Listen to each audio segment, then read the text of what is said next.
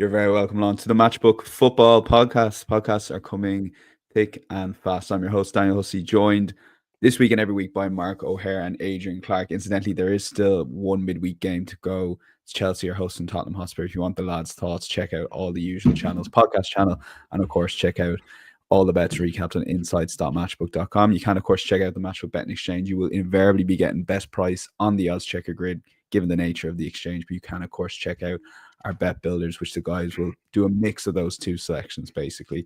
And you can, of course, check out our £10 podcast bet builder money back special. It will be on the Manchester Derby this weekend, but it is also on that Chelsea Spurs game for the midweek, guys. So if you are listening on Thursday, do check that out. Basically, you get a £10 free bet if the bet loses in your account the following morning.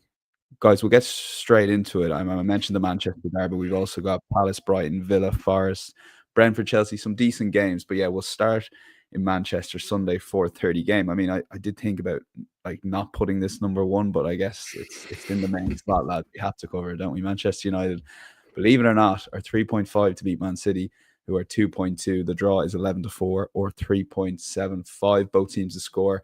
Yes, currently around the 1.61 mark. The Asian handicap line will see Manchester United get a quarter goal head start at 2.08, and the total for this game currently stands at 2.5. Like, Adrian, this is one of my favorite fixtures by and large over the years. I mean, just this season, I just can't really get excited for it. I mean, drum up a bit of a betting enthusiasm anyway, at least, please. Do you know what? I'm looking forward to it more than usual because I think it'll be much closer than usual. You know, City have gone to Old Trafford so often in recent season and played them off the park and won with relative ease. I think United have had more joy at the Etihad, weirdly, haven't they, where they've sort of managed to do well on the counter-attack in some games. But I think Manchester, I'm not saying they're back. I'm not saying they're a great team, but of late, they've looked all right, Manchester United. They've looked better. It started in that game against Arsenal after half-time. They carried it on, pretty good in Europe. And then before the international break, and look, they were unlucky, I think, to lose at Nottingham Forest. I think they had 24 shots in the game.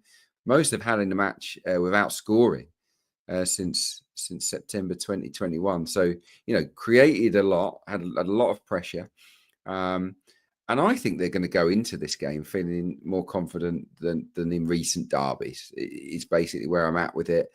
You just got to look at the odds. Manchester City odds against to win this game. That's a reflection, really, I think, of in part Man United's form, but also where City are at the moment as well. And that is in a pretty vulnerable place. I think Haaland's absence, I wouldn't say is a massive game changer because I really like Marmoush, and they might, be able to play perfectly well. I'm sure they will be going forward with him leading the line. It's just when they don't have the ball, Manchester City, they're no good. Believe me, they are poor without the ball. I don't think they've got enough desire to keep clean sheets. I think they're working anywhere near as hard as they have done in recent years. And teams are creating chances against them. So I think if United, play with a bit of bravery here, and let's remember, Amorim has a good record, doesn't he, against City? He's beaten them in the Champions League, and Etihad, wasn't it? I think he was in charge then, wasn't he? So yeah, he's got a little bit of the Indian sign over Pep. The question is, will he be brave enough to go with Bruno Fernandes in central midfield? I think he should. I actually think Bruno is a really good central midfielder. It just works better.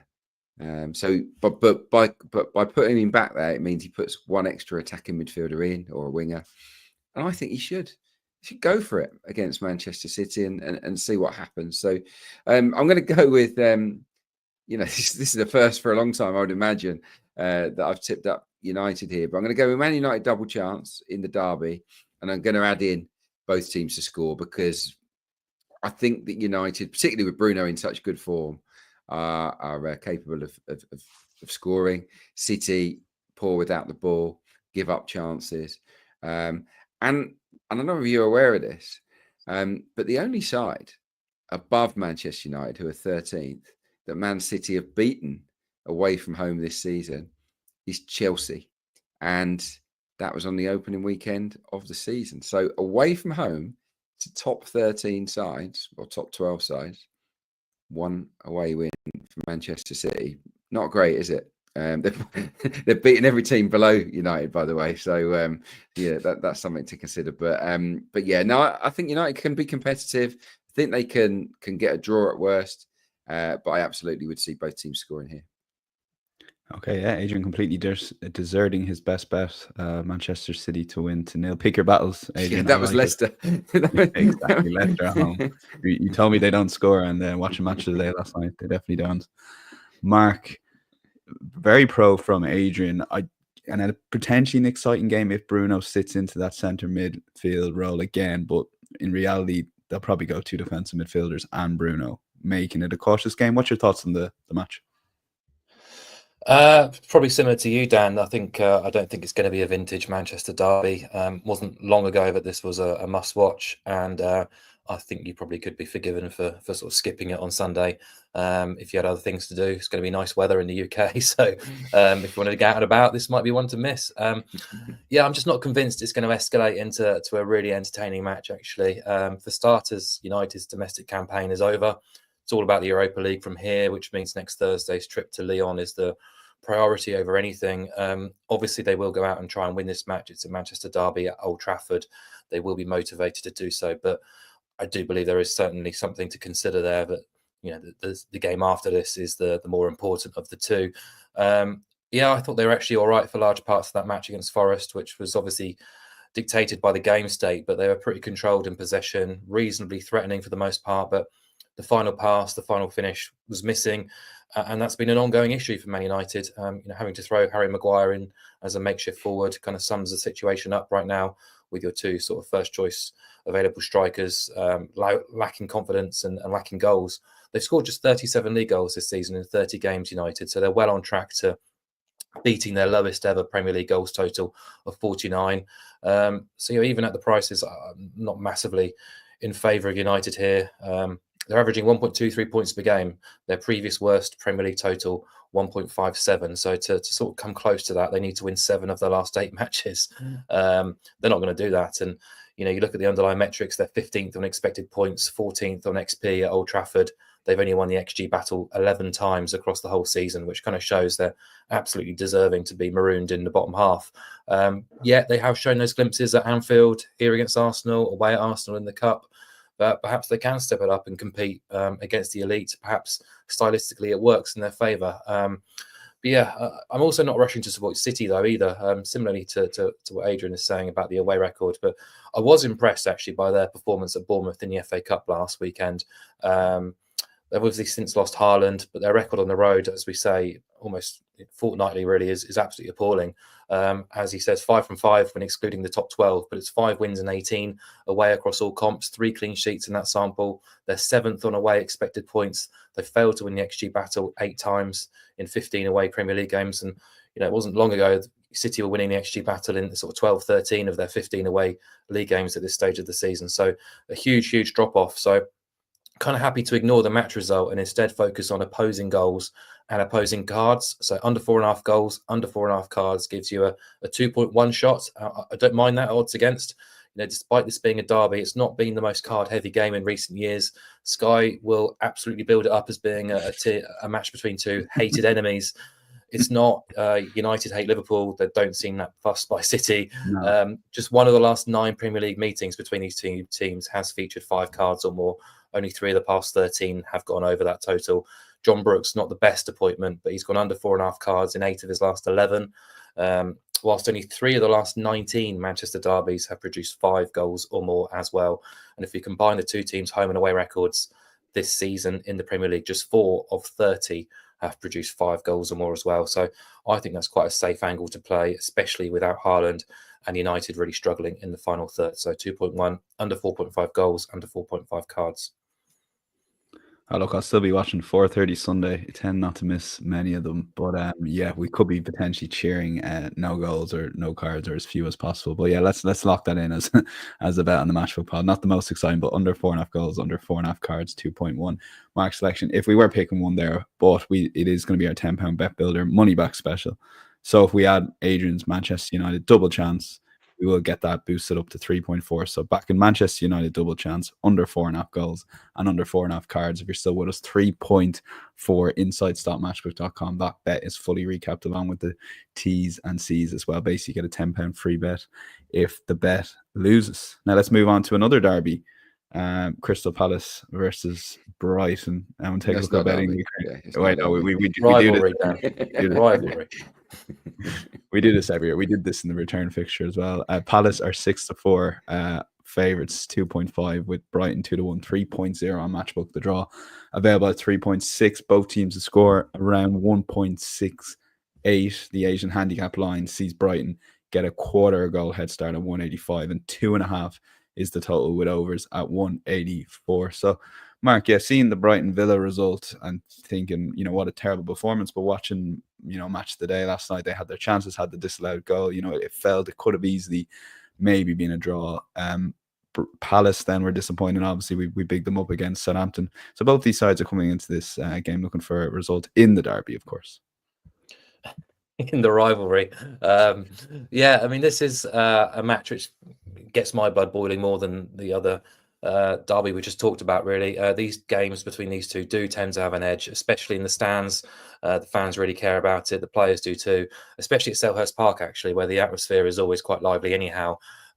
So if you were keen on cards, unfortunately, Anthony Taylor is officiating, so I won't be trusting him to produce them or keep them in his pocket, actually, because this is a game that can escalate pretty quickly. But I want to be with Palace, actually, at the prices. The market says they are the inferior side, and if this game was played on neutral turf, Brighton would be slight favourites, and I do take slight issue with that, actually. I know the league table suggests otherwise. Brighton have been the better of the two teams across the whole season, but that doesn't paint the full picture. And as I said ahead of the midweek podcast, Palace have had a really tough start to the season. Elise left. The replacement, Sarr, didn't really start a game until October. Mark Gahey had his head turned. They had serious injury issues, feeling a scratch side for the most of those first few months. But, square pegs in round holes all over the place, really. And since it's eased, they have been flying. Underwhelmed massively in midweek. Saints really produced one of the better performances of the season, and perhaps the issue for both sides was a bit of a hangover from the FA Cup last weekend, which is understandable when the opposition have had the weekend off. But for Palace, they won their first game of the season on the 27th of October. So since that match day, they are fourth in the Premier League in terms of points earned, behind Liverpool, Arsenal and Forest. 10 wins, 6 draws and just 4 defeats. They've lost only twice in the last 15, only Liverpool and Arsenal performing better since Boxing Day than Palace. And at the repeater, sort of parroting myself from the podcast ahead of the midweek, their form is reflected in those underlying metrics, where they're very much in the top 3, top 4 across the last 12 and 16 game splits, again behind Liverpool and Arsenal. At Selhurst Park, they haven't been as formidable, but remember, not so long ago, they absolutely blew Aston Villa away here. They did a job on Brighton in the reverse match as well. The market has started to give them a bit of traction, actually, because they're close to 1.9 draw no bet on Monday. Now it's into 1.81 on Matchbook too. I wouldn't be too surprised to see that price continue to collapse, and I'm quite keen to get on it right now. Brighton have only won 6 away Premier League games this season. They are actually down in 10th when viewing the expected points rankings away from home, and only 4 clubs are facing more big chances away from home than Brighton. So I do think stylistically Palace might relish this sort of matchup, and I'd be surprised and disappointed if they lost it. I think there is a need for a reaction after what we saw in midweek. And I'd agree with what you said as well about the Brighton Villa match. The 3-0 scoreline didn't reflect the balance of play. Villa took their opportunities. Brighton were a little bit stale, a little bit fatigued probably from the weekend, lacked their usual spark. They should have a reaction here, but I still would prefer Palace at the prices and lines. Okay, play that on the Asian handicap line. Palace draw no bet plus 0.0181. Adrian, would you concur with that? Like, Mark, fairly strong that Palace are the better team right now. I wouldn't, if I'm being honest. I don't. I'm pretty clouded because I was at the City Brighton game before the international break. I thought Brighton were terrific. Very impressed with them. As a team, they caused Man City a lot of problems. They were open at the back, I have to say that, but then that was mainly in the first half. Second half, they regrouped very well, and it's very talented. Manchester City's team pretty quiet. So I'm clouded by that probably, but then you look at the away record. I mean, if you take out the 7-0 at Forest, that was the only away defeat they've had in eight on the road. So a lot of the issues they had were earlier in the season. I think they've got better on the road. But look, where I will absolutely agree with Mark is that Palace are a top team. They're excellent. So this is, for me, this is a good game. It's a good game between two decent outfits. Ignore that Villa defeat. I think, I don't think that's reflective of Brighton, and maybe the same for the Southampton one with Palace. They've obviously had a flat night, but I think this will get the juices going because obviously there's a big rivalry between the two clubs. I've got to be honest. I'm thinking this is a draw all day long. For those that like a long shot, I should really have put this in a long shot, but I wanted to do a different game. 1-1, okay, is 7.4. It's happened 5 times in a row in this fixture. Palace at home to Brighton. Each of the last 5 has finished one apiece, so you can get 7.4 on that to happen. Why else? Well, it's a rivalry, so I think that lends itself to sort of tight games. They've also had 21 draws between them this season. Palace have had 10, Brighton have had 11. Only Everton have drawn more games in the Premier League. So, I like 0-0. I like 1-1. Even 2-2 comes into the equation. So you can get an extra 0.1 out of it if you back draw and under 4.5. It's not a big jump. No one thinks it's going to be 3-3 apparently. But look, a draw and under 4.5 works for me. It's at a big price, 3.7. Unders under 4.5, that is, has landed in 27 of 29 Palace games. It's landed in 27 of 30 Brighton games. I don't think we're going to get 5 goals or more here. I think that's how I see this match playing out. Obviously, it's a little bit more of a long shot, but it's worth thinking about.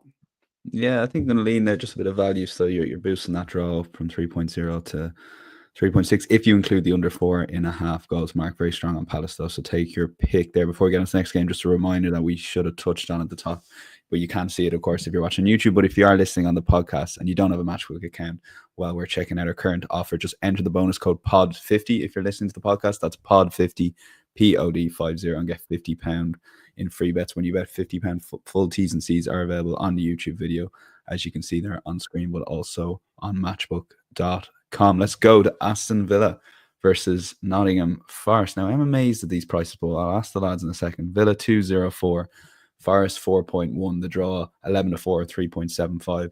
Both teams to score, yes, 172. The Asian handicap line sees Forest get a half goal start. That's effectively drawn up bet at 195, and 2.5 is the total.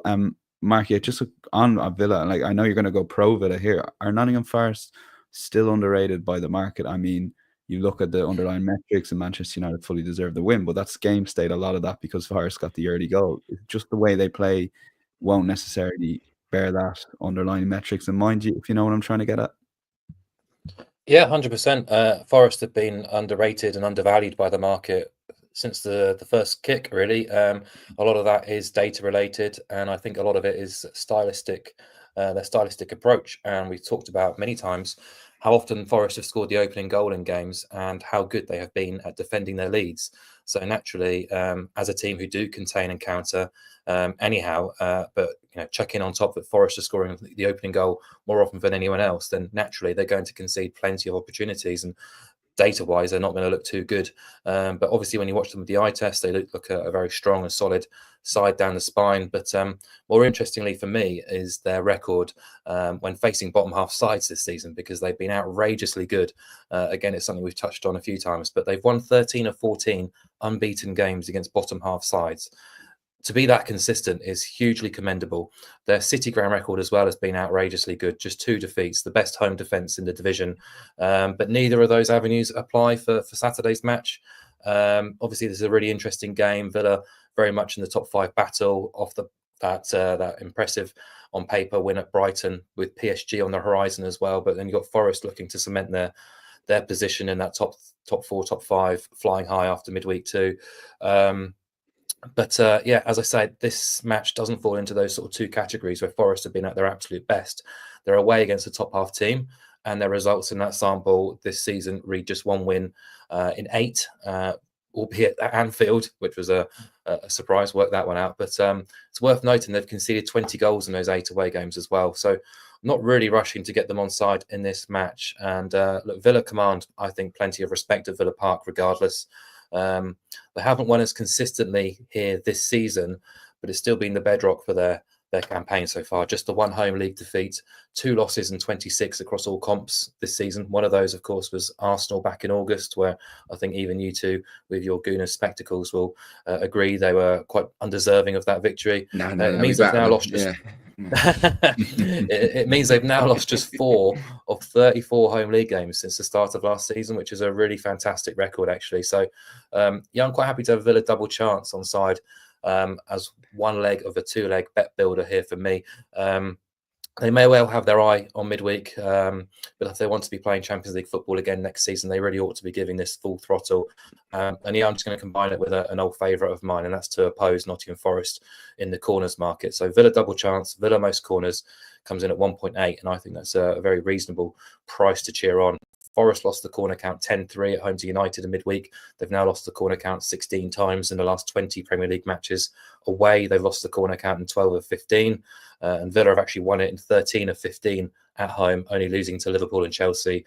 They've won at least 6 corners in 11 of those games. And Forest are giving up nearly 7 corners per game away from the City ground. Again, stylistically, their style doesn't lend itself to winning corners or winning corner counts. So quite happy to sort of combine those two angles for a 4 to 5 shot. Very good. So that's Villa double chance and Villa most corners. Adrian, your thoughts on this game? Yeah, good game, isn't it? Yeah, really big game. Forest are nearly there, aren't they? It's amazing what they're doing. And Villa, you look at that 4th and 5th spot and you think, well, it's wide open, isn't it? You know, obviously most people would fancy City, but you know, with Newcastle and Villa, you've got two really strong sides. Chelsea, I think they're probably better than Chelsea, if I'm honest. But you know, they'll be in the mix. It's going to be quite exciting, I think. And this game could be good. How do I see it going? Well, I'm kind of with Mark here. I'm certainly leaning towards Villa. Yeah, great home record. Unbeaten in 14 home Premier League matches. You know, you know, if you remember that Arsenal game that they did lose, that David Raya had an absolute blinder. So Mark was bang on there. They rested, of course, Watkins and Asensio in midweek as well. They were on the bench. Obviously, Rashford scored as a striker. So will he stick with that or will he bring Ollie Watkins back? I mean, it's getting hard to leave Asensio out of the starting 11 as well, isn't it? And he's got a very good record at Villa Park. So I would imagine they'll come in quite fresh. We don't know about Wood or Hudson-Odoi, do we, for Forest? They both missed the United game, and I think they're sort of 50-50 to be involved in this one. So, you know, if they're without one or both, that will hurt them, definitely. Yeah, it's Forest away form that really puts me off as well, though.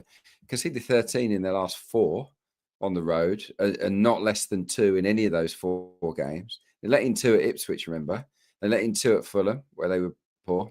They let in 4 at Newcastle and 5 at Bournemouth. Now, I think they're over that wobble, but you know, it won't fill them with great confidence when you're up against an attack that's playing really well at the moment. So, yeah, I think Villa can go and win this game. So I'm going to back them, and I'm going to pair it with under 4.5 goals. Now, if you just get Villa on the nose, it's about 2.08. If you go under 4.5 goals, it jumps to 2.52. And I do like that. 27 of Villa's 30 games have gone under 4.5.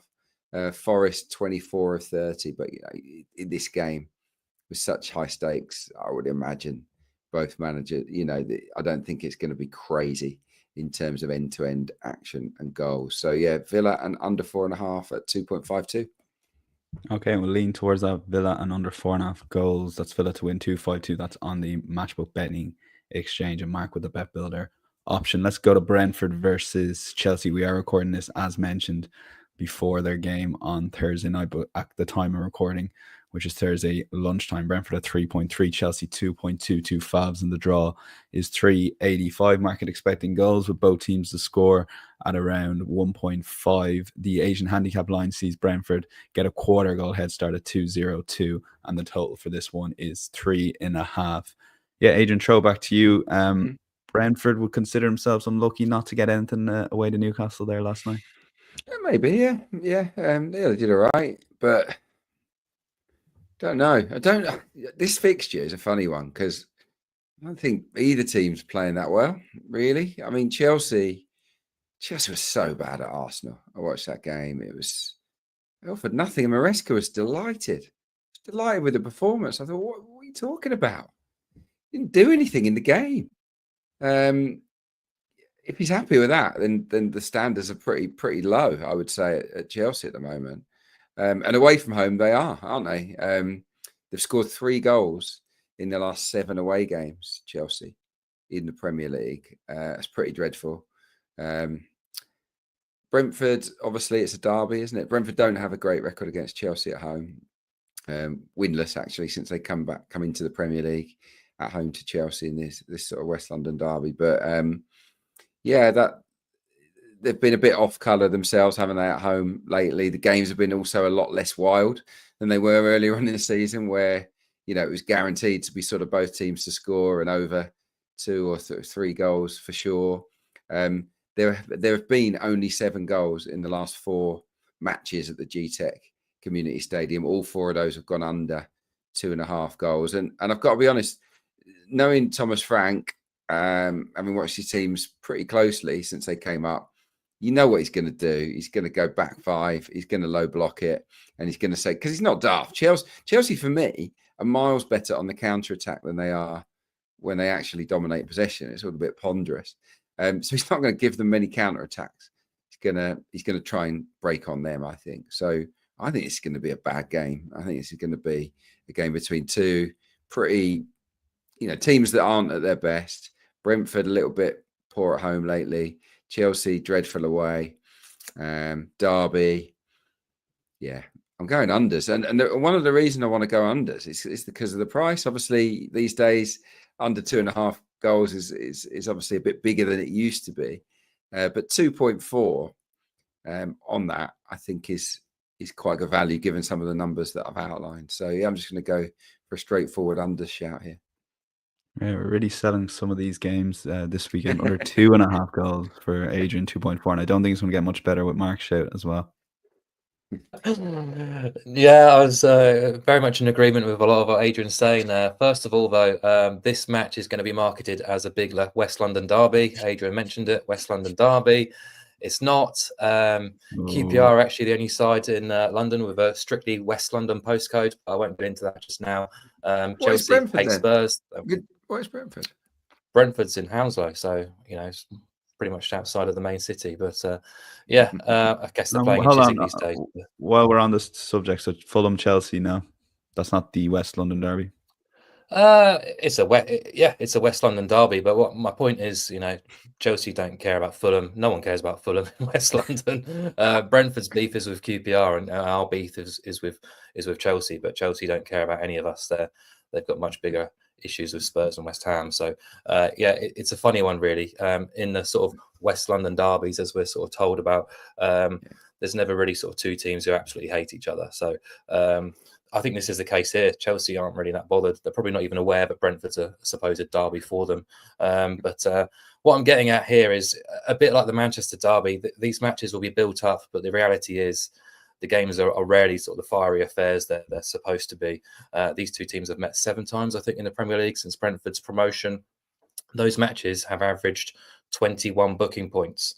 So only 2 of those 7 saw at least 4 cards brandished, and none of them featured 5 cards or more. So I want to follow on that theme. I'm going to oppose cards here, get under 4.5 cards on side and a bet builder, something that's never occurred in the Premier League between these 2 teams. Brentford's matches do have a track record for going low. Just 24% across the whole season have featured at least 5 cards. Michael Oliver is the referee. He's gone under 4.5 in 4 of his last 7 Premier League matches. The two of the 3 that didn't, the Merseyside derby, and Liverpool versus Manchester United. So, proper football matches where that you are going to get a card count.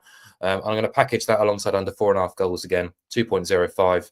None of Brentford's last 14 have hit that mark. None of Chelsea's last 14 have hit that mark. They are records that date back to mid-December, which I think is a strong enough sample to take. And yeah, I just want to take the result out of the equation because Brentford winless than 7 at home since early December. 9 of their 12 defeats have come against top 9 sides. Chelsea winless than 7 away. They failed to score in 4 of those, and they've won just twice away against teams in the top 15. So there's quite a few parallels, I think, between the two teams right now. I agree with Adrian. I don't think either side is playing particularly well in recent weeks, particularly in the home and away matches. And look, the amount of correct scores you get on side with under 4.5 cards, goals, I should say, combined with under 4.5 cards, I think is worth a shot at odds against. Okay, that's the bet builder option. We'll lock in under 2.5 goals, 2.4 for Adrian on the Matchbook Exchange. Inside StarMatchbook.com. Full recap of those bets and the bets to come, of course, if you want to look over even while you're watching or listening to the show. And Mark, you've 2 selections, and we'll start with the Premier League one because this is just plagiarism really and just copying Adrian Clarke. So I mean, you realise Leicester City can't score, and let's just back the team and both teams to score now. I don't have copyright on that opinion. I can confirm. Newcastle to win, both teams to score no, 2-1, too big a price. Leicester 12 adrift now. They just look like they've signed off for the season. Lost and failed to score for a 7th successive match against City in midweek. Had 2 attempts, 28% of possession. Such a bizarre lineup from Rudo Nistelrooy to pick the same side that got tonked in their previous game, and then to take Jamie Vardy off for a defensive midfielder at half time. So many puzzling decisions made in that match by that manager, who looks like he's just waiting to be sacked and get his payoff. Across those 7 recent defeats, they've averaged 0.38 expected goals, and just 4 attempts are inside the penalty box. Go back to early December, they've now been beaten in 14 of the last 15 Premier League games. Failed to score in 12 of those. They've lost without scoring in 7 straight home games. Go back to the 15-game sequence I mentioned. They've averaged 0.63 expected goals, 5.2 shots in the box, and in 6 of those games, they failed to create a single big chance. In their last 9 games, they've generated just 7 big chances in total. So pretty powder puff stuff. And yeah, I was interested to see how Newcastle would go in midweek after the Carabao Cup. Was there going to be a hangover or not? I thought they were pretty good for the most part against Brentford, and they have been very strong operators against the lesser lights. 10 wins, 1 draw, 1 defeat against sides in 13th and below. That includes a 4-0 thrashing of Leicester in mid-December. Something similar could be in the offing. And Newcastle to win to 0, or Newcastle and BTTS no, 2-1, too big a price. Okay, and your second selection is over 2.5 goals, Dundee versus St Mirren. Yeah, Scottish Premiership has been really good fun to follow if you like goals this season. 298 goals per game, 62% of matches have gone over. And it's not just the old firm doing it either. All bar 2 sides have got a 58% hit rate or better for over 2.5 goals. And 2 of the sort of standout sides in that metric are Dundee and St Mirren. So I'm quite surprised overs is trading around 191. Dundee have really sort of sunk like a stone in recent months. Second bottom now, suffered a really sort of gut-wrenching loss at home to Rangers last weekend, leading 3-1, lost 4-3 in stoppage time. Now 12 of their last 14 matches have gone over. 7 of those recent 11 have gone over 3.5, and both teams to score as copped in 11 of 13. But it's their games at Dens Park which kind of really... they've just been a bit bonkers, actually. 4.13 goals per game this season. They've scored at least twice in half of their home fixtures, yet they've conceded 2 goals or more 11 times. 14 of the 16 went over. 14 of the 16 saw both sides score. And 44% have even gone over 4.5 goals.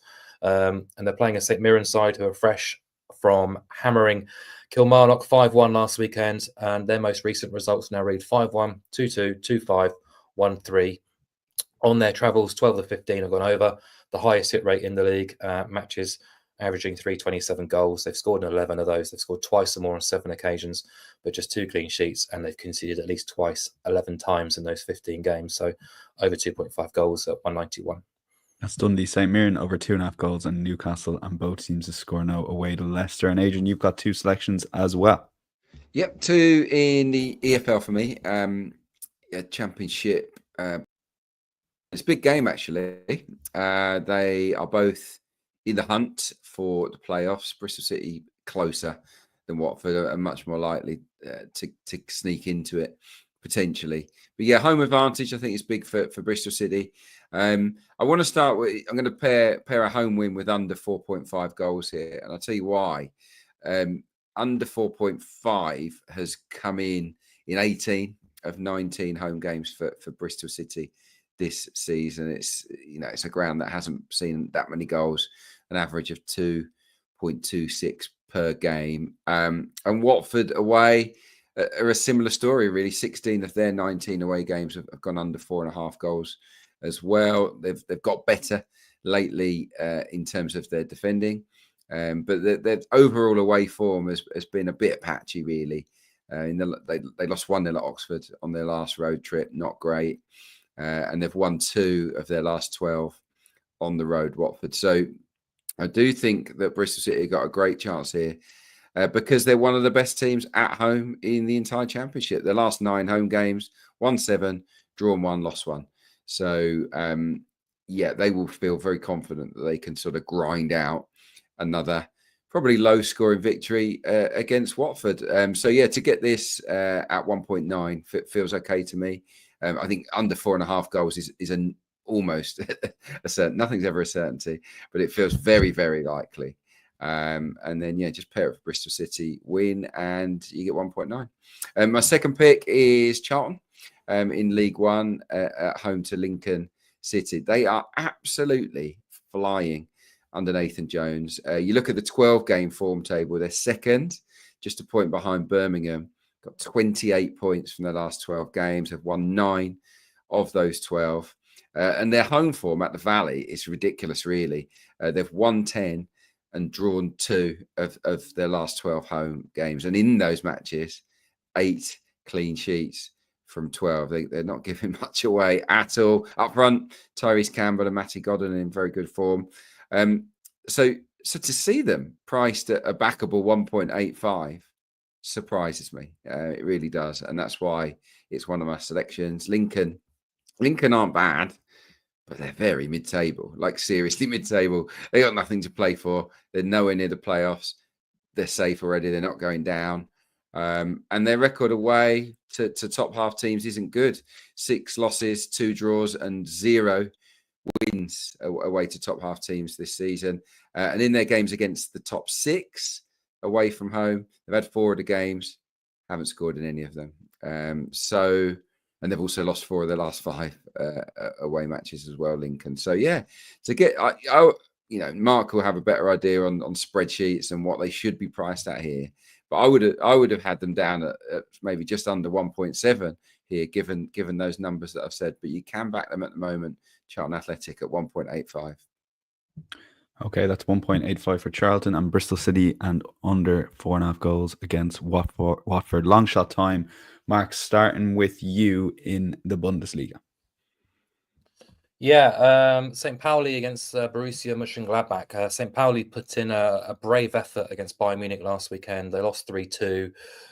Arguably, their best efforts have come away from home so far this season in the Bundesliga, in what's been a season for away teams in Germany's top flight. 35% away wins are tracking at so far, which is a very above average return across Europe's major leagues. And Gladbach has been one of those sides who have been thriving away from home, just like St. Pauli. They're up to 5th now, which is an incredible position for Gladbach under Gerardo Seoane. They've won 6 of 13 away days, which looks okay to good on the surface. But more recently, it's 4 wins on the spin, 5 wins from the last 7 away days. And I'm quite happy to be with them in this match at St. Pauli on Sunday, because they have been super strong against the lesser lights. We talk about Forest doing the business against the bottom half. Well, Gladbach have 12 wins from 13 against teams in 11th and below, and their only failure to do just that came against Stuttgart, who are in 11th, who are pretty much a top half team in all bar league position. So incredible, commendable effort from Gladbach to be so consistent against the lesser teams. And against the bottom 4, of which St. Pauli occupy, Gladbach are 6 wins from 6, 5 of which have come without conceding. And they are 4-1, 5.0 to repeat that trick on Sunday. St. Pauli, 8 home league goals to the name all season. Their record against the top 12 reads 0 wins, 3 draws, 6 defeats at home, and they have failed to score in 8 of those 9 home games.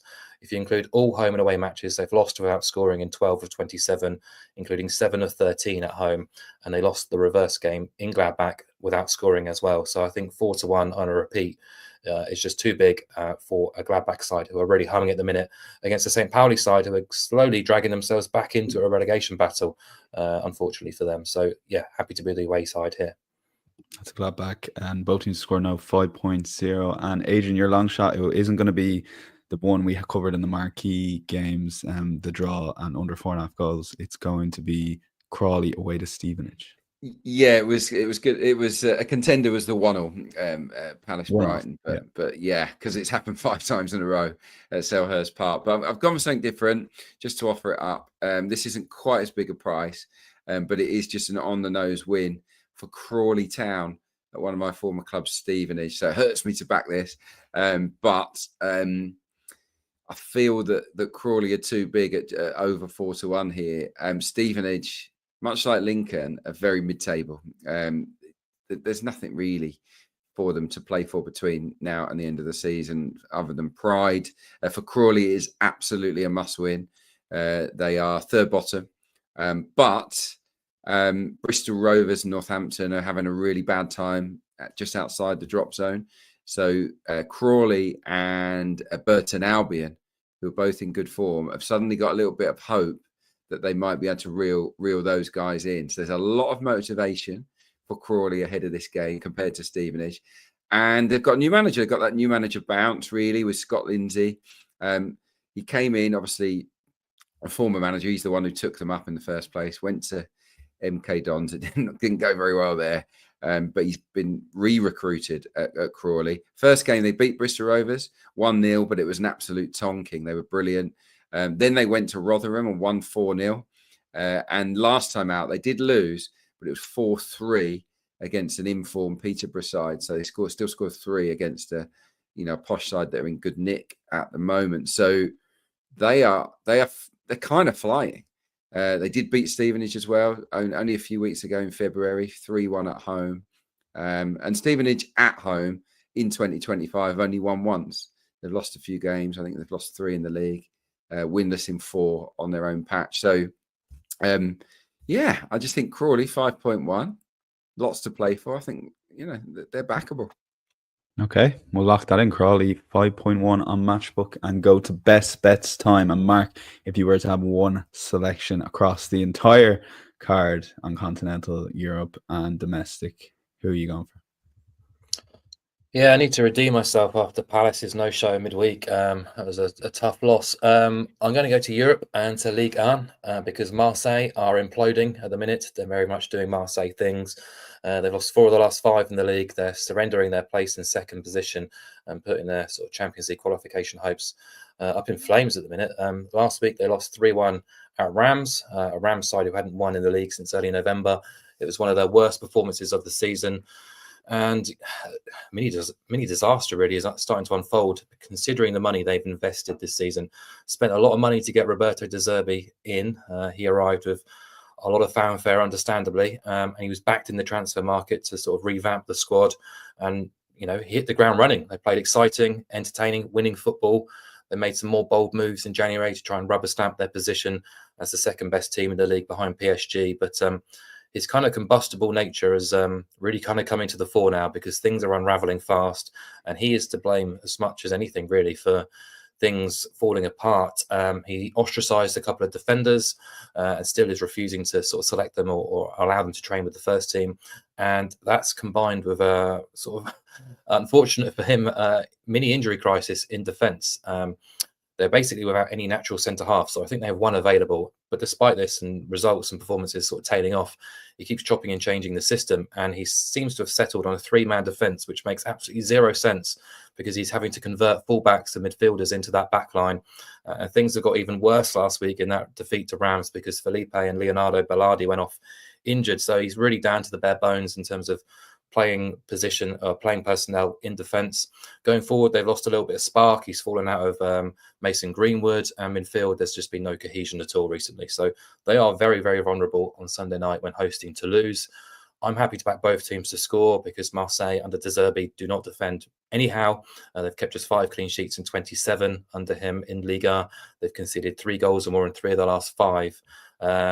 Toulouse, they're pretty much a mid-table side, but they have scored in 11 of the last 13. They definitely can score at the Velodrome, but they're also not the best defensively. And if Marseille play as we expect, which is front foot, proactive football, they should do enough to at least get on the score sheets themselves. So both teams to score is 1.8. Toulouse have conceded in 13 of 14 against the top 8. I think this price is just far too big, considering how we know Marseille will play and the defensive deficiencies they have coming into this game. Okay, that's 1.8 on both teams to score. And the final selection, Adrian, I mean, what a title race we have in the championship right now. 2 into 3 spots for promotion. Leeds are falling apart in some ways over the last few games, but Sheffield United are the team that are looking like they could just kick on and win the championship this season. Yeah. I think there's still life in the race for the top 2, no doubt about that. They're all still in the frame, even though Leeds are the ones that are out of form. They're definitely having a little bit of a panic up at the moment. Sheffield United are flying, 2 points clear at the top. And they also had a points deduction of 2 points. So they have been the best team in the division. And they travelled to Oxford. It's a good game, this, because Oxford need the points themselves to sort of steer away from the relegation zone. So, it's a game to keep your eye on. I just can't believe that I can get Sheffield United at a 1.94. That's why it's my best bet. I think that you just look at the form table. 10 games, okay? 10-game sample, going back quite a while. The Blades are top of the championship in that 10-game period, 25 points picked up. Oxford are bottom, just 6 points from the last 10 matches. They're not in good form at all. Their record against the top 8, no good at all. They've won none, drawn 3, lost 10. Oxford this season against the best teams in the division. And you look at Sheffield United, they've won 6 away games in a row.